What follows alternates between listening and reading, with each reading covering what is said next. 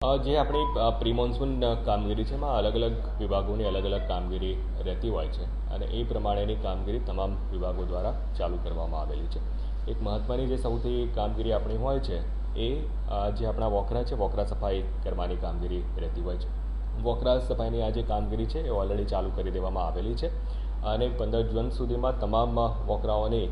સફાઈ થઈ જાય એ પ્રકારેનું આપણે એન્શ્યોર એમાં કરવા માગીએ છીએ.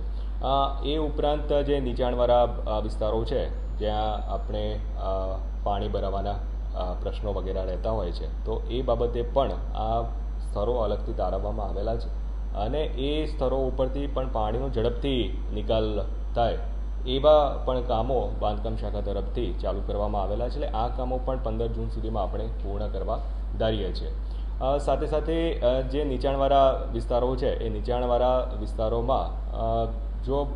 હેવી રેનફોલ થાય તો હેવી રેનફોલની સંભાવનાઓમાં જ્યારે આપણે કોઈને સ્થળાંતર વગેરે કરવાનું થતું હોય તો એ સ્થળાંતર માટેની જગ્યાઓનું આઈડેન્ટિફિકેશન અને એ જગ્યાઓમાં જે પણ નાની મોટી સુવિધાઓ એટલે કે ટોયલેટની સુવિધા હોય, ઇલેક્ટ્રિસિટીની સુવિધાની બાબત હોય, એનું નાનું મોટું મેન્ટેનન્સની બાબત હોય તો એ બાબતો પણ 15 જૂન સુધીમાં પૂર્ણ થાય એ પ્રકારની આપણે કાર્યવાહી સુનિશ્ચિત કરી છે.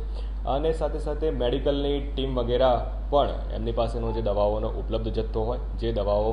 મેળવવાની થતી હોય તો એ પણ 15 જૂન સુધીમાં આ કાર્યવાહી પૂર્ણ એમના તરફથી કરી લેવામાં આવે એ સૂચનાઓ પણ આપવામાં આવેલી છે. સાથે સાથે આંગણવાડી છે, શાળાઓ છે, એમાં પણ એક વખતે ચકાસણી કરી કોઈ ખુલ્લા વીજ વાયરો વગેરે ન હોય. રોશની શાખા મારફતે પણ જે જાહેર આપણી